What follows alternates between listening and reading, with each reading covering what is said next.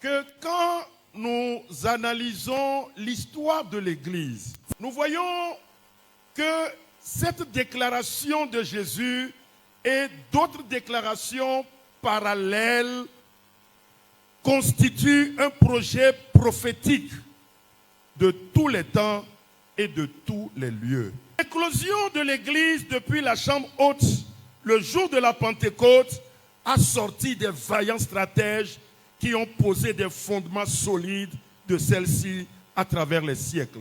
Nous avions dit que depuis la Pentecôte, quand Jésus a dit « Je bâtirai mon Église », c'est que depuis là, il a suscité des gens, suscité des stratèges.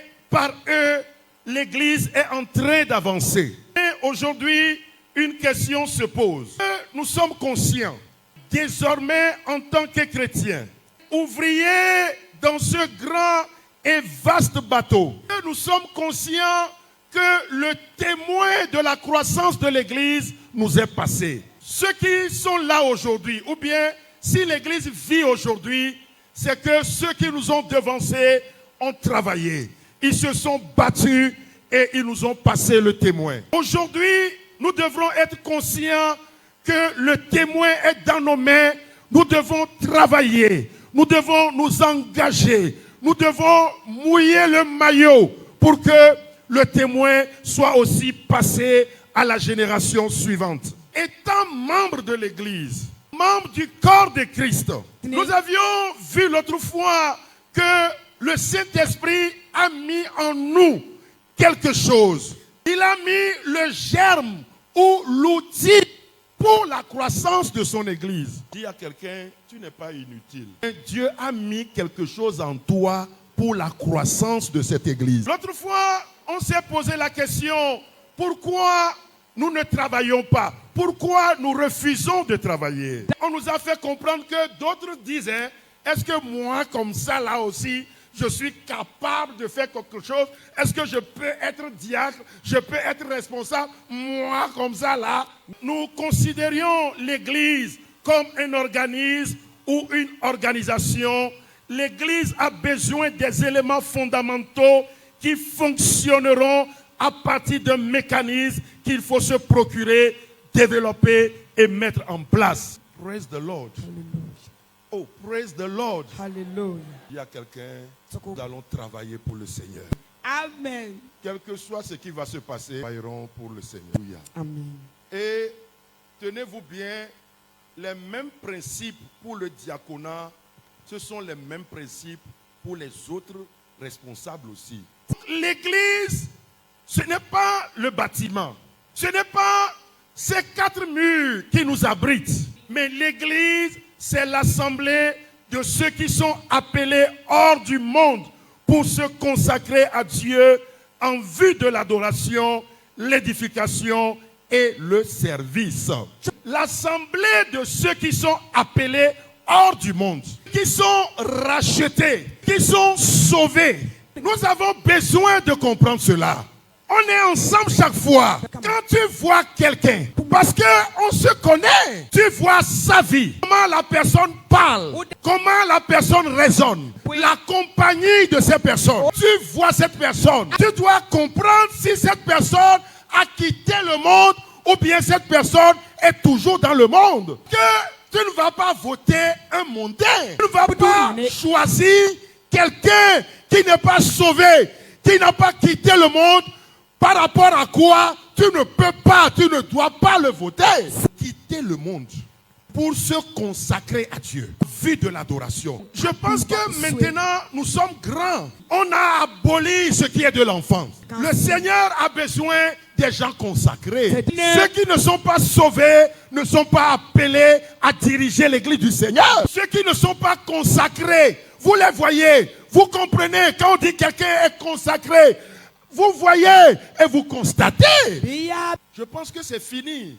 On prend les gens par apparence, par rapport à leur position. Quand on leur donne une occasion de parler, ils sont tellement éloquents pour emballer les gens, mais en réalité, ce ne sont pas des gens sauvés, consacrés. Je crois qu'on a grandi pour avoir ce discernement en vue de l'adoration. Est-ce que la personne édifie les gens? c'est pour briser les cœurs, semer la division parmi le peuple. Tout ce qu'on fait, c'est mauvais à ses yeux. Toujours critiquer. Il ne voit jamais le bien dans quelque chose, c'est toujours le mal, le mauvais côté qu'il voit. Cette personne ne fait pas partie de l'église. Tu n'as pas le droit de prendre cette personne pour le mettre à la tête de l'église. Prenons ceux qui sont prêts pour servir. La chorale nous a chanté ce matin. Mais ceux qui doivent diriger, c'est ces gens-là qui désirent ardemment servir Dieu. On ne va plus commettre ces erreurs. Alléluia. Amen. Oh, alléluia là. Amen. Ou bien vous êtes fâché. Dis à quelqu'un, il ne faut pas être fâché contre le pasteur. Il dit la vérité. Le deuxième mot, c'est le mot pasteur. Nous sommes appelés à travailler avec quelqu'un qu'on appelle pasteur. Il faut qu'on comprenne qui on appelle pasteur et comment on doit travailler avec lui. Quand on dit pasteur, égal à l'évêque. Alléluia. Évêque, c'est le surveillant. Alléluia. Amen. C'est également ancien. Ces trois expressions font référence à la même personne qui est le premier responsable de l'église dans une localité donnée.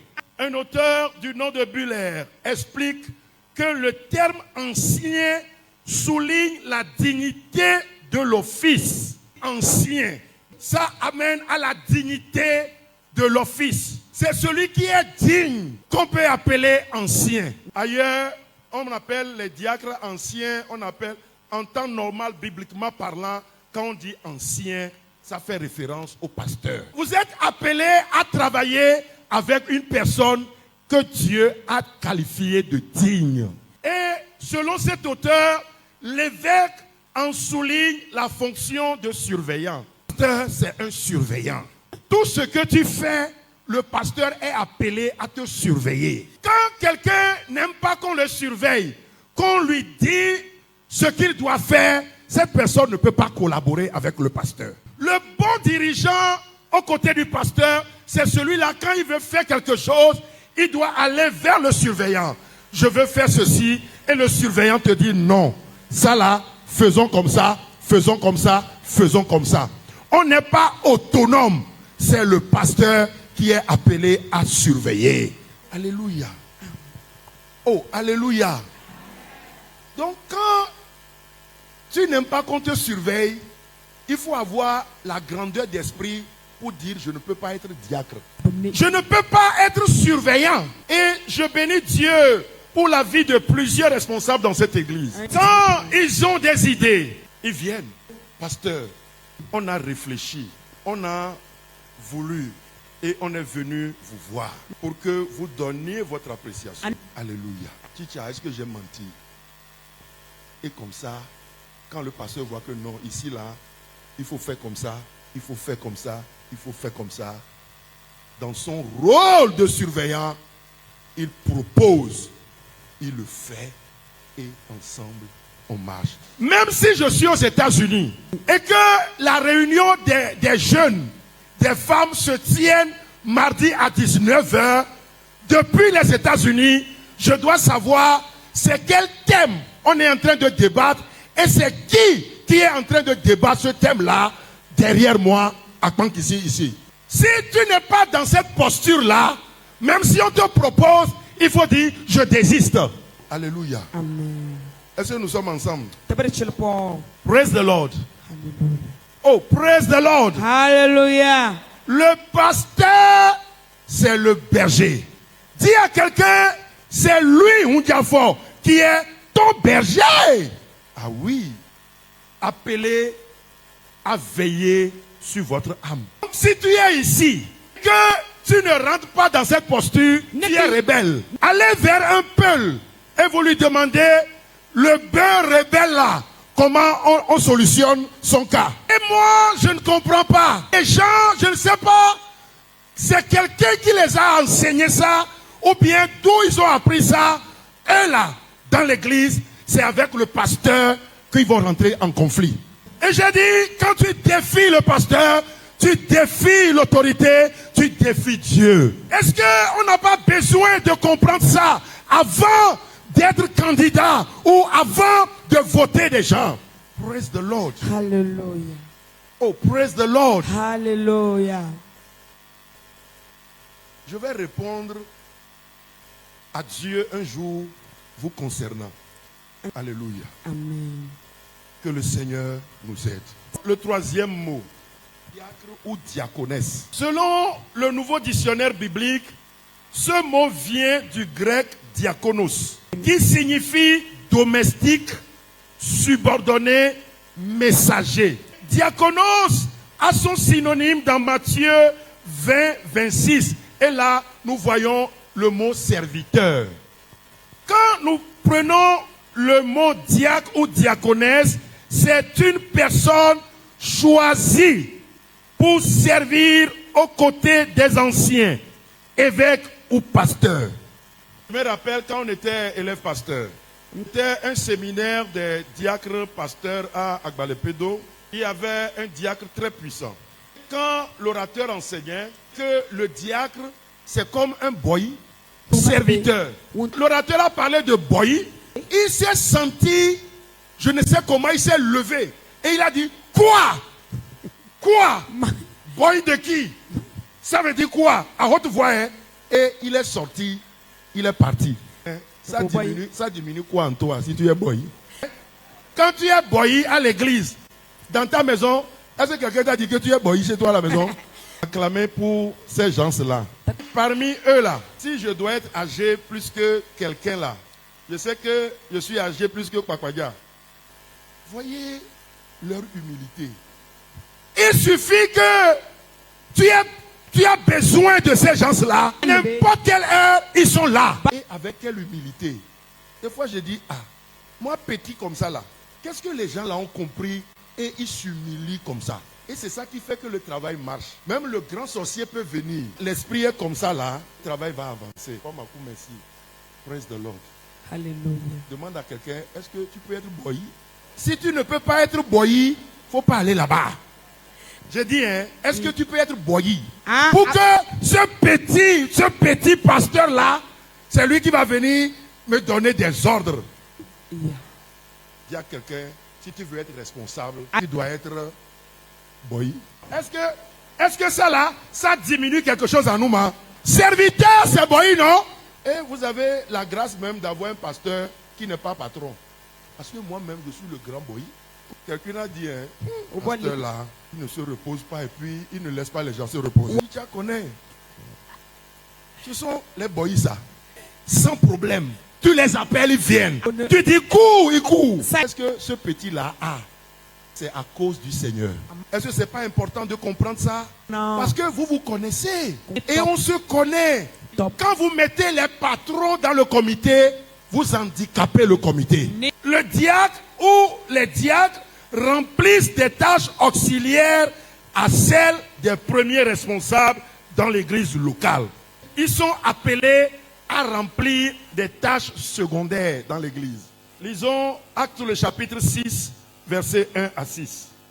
En ce temps-là, le nombre des disciples augmentant, les hellénistes murmuraient contre les Hébreux parce que leurs veuves étaient négligées dans la distribution qui se faisait chaque jour. Les 12 convoquèrent la multitude des disciples et dirent, il n'est pas convenable que nous laissions la parole de Dieu pour servir aux tables. C'est pourquoi, frères, choisissez parmi vous 7 hommes de qui l'on rende un bon témoignage, qu'ils soient pleins d'Esprit Saint et de sagesse, et que nous chargerons de cet emploi.